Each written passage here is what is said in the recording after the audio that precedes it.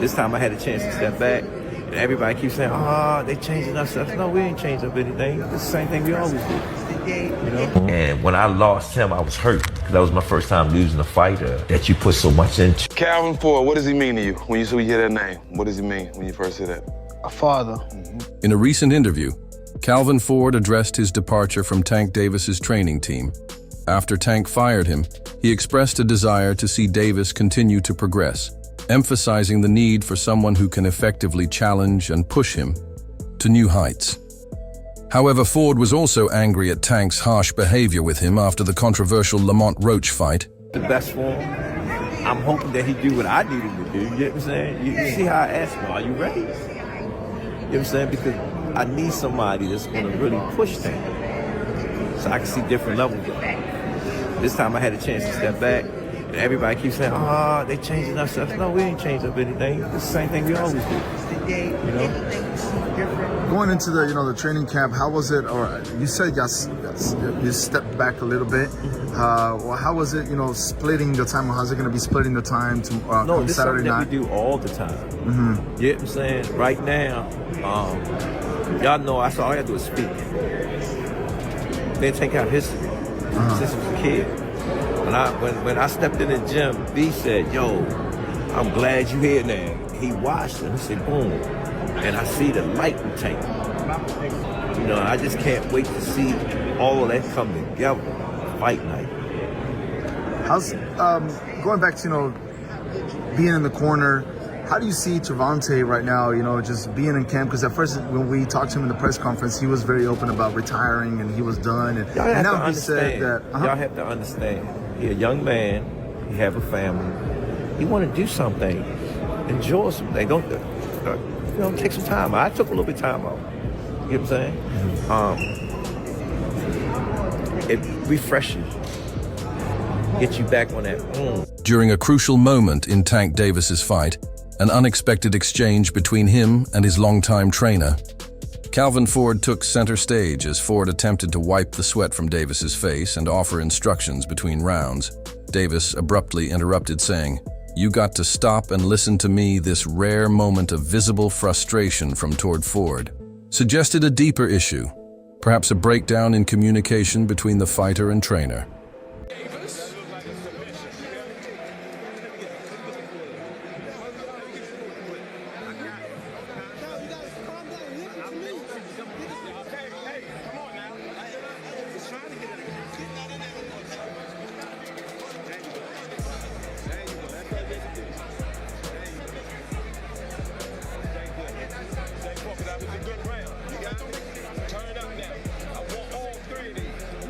Let's take a look at what we thought was taking a knee. And I thought it was the blinding jab. Blinding jab. Yeah, what's wrong? Grab, something strong. He took a knee.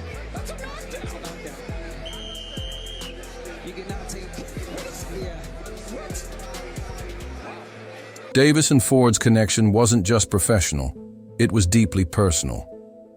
Davis had once said that Ford knew exactly when he was about to stop an opponent. Their relationship was built on mutual trust, experience, and an unspoken understanding of each other for years. This partnership was a key factor in Davis's rise to prominence. Ford played a major role in shaping Davis into one of boxing's most dangerous fighters. However, as the recent tension showed, something had changed. Matter of fact, before they stopped it, I said every time I stop somebody, I call it out. Every time he come in the corner and talk to me, I said, "Yo, what you doing?" He'll look this way, he'll look this way. He's about to stop. And I started touching them more and more. When they gonna give him the credit for one of the smartest boxers. That was a beautiful boxing display. Yeah, You know what I mean? yeah. Smart. That's what I call, you wasn't looking for the knockout, but you was facing this shit. Yeah, he already seen it. He said, "I can't That's get the hit." difference. And Tank was holding the conversation. Tank said, "Yo, I'm about Tank can't, every fight Tank come and tell me, I'm going to knock him out." He'll tell me, I'm going to knock him out. Reports surfaced months ago, suggesting that Davis and Ford had parted ways professionally.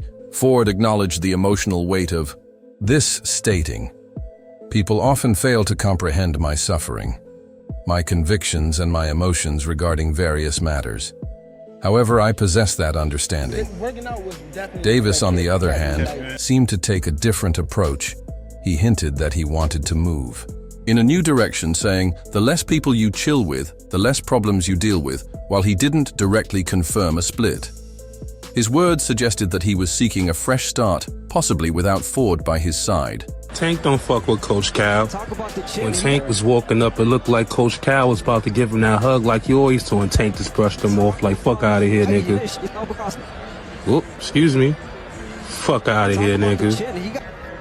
Now it seems like Coach Cal on point, so you're not paying Tank no mind. And Tank go over here, he go to this nigga, and watch this shit that he do. He gonna lift his jacket up, and like, "Our conversation is a secret, I don't want him to hear it," type shit. Like, yo, what's up with Coach Cal and Tank? They really don't fuck with each other? Like, what? And he brush him off again, like, "Don't touch me" type shit. Like, you see? Calvin Ford had trained Davis since he was just 7 years old. Their relationship was not just about boxing, it was about mentorship, family, and life. When Davis began to distance himself, Ford admitted that it hurt him deeply. Losing Davis as a fighter felt like losing family for someone who had invested so much time and energy into Davis's development. Watching him move on was undoubtedly painful.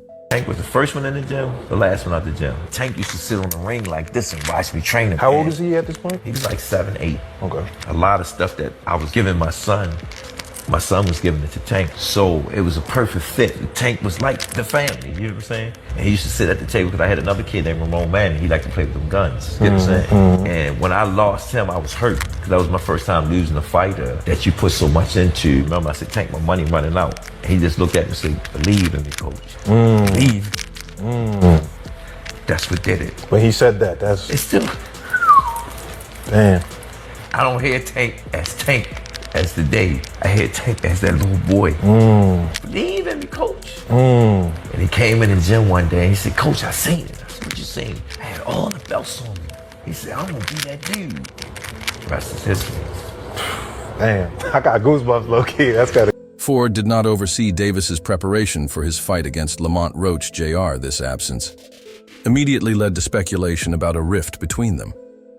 Ford later clarified that he had been focusing on training amateur boxers, a passion of his. Something is definitely going on between Calvin Ford and Gervonta Davis. Now, we all seen that knockdown in the 9th round, but what you probably didn't see is what happened after that in between rounds. Check this out.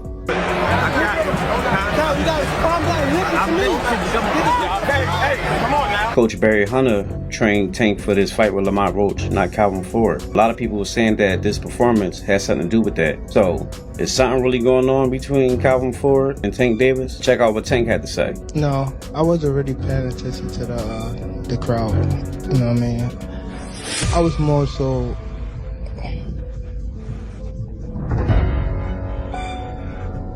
It's something we gotta work on in the corner, for sure.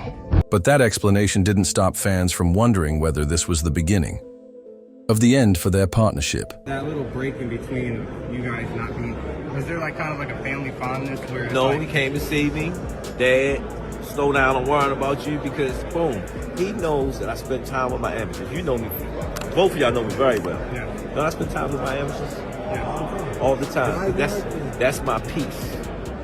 And he know when I go spend time with my peace, I'm going through things. You know what I'm saying? When he was there, at least I know where he was at. Because it was something that we didn't do. It was something that we normally do. Y'all with me? And it was good for us, to tell you the truth, because when I stepped back in the head biggest gym and I haven't been there, it brought back so much memories. When we first started off, and him seeing all us working together, he was happy. And at the end of the day, it's what it's about. Ford's greatest strength as a trainer was his deep understanding of Davis's mindset. He knew how to push the right buttons, how to get Davis in the right frame of mind, and how to motivate him when things got tough. Ford's ability to connect with Davis on a psychological level was one of the reasons for their many successes. Without Ford's influence, some wondered if Davis would lose the mental edge that had made him so dominant in the ring.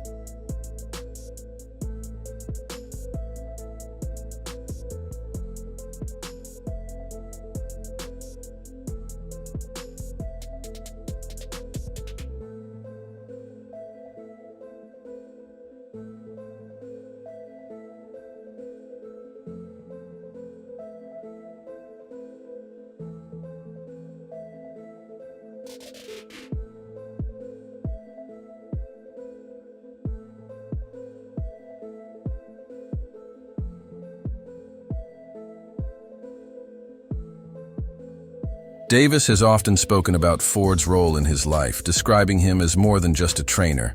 As a young fighter growing up in Baltimore, Davis found stability in Ford's mentorship. He even lived at Ford's house at one point.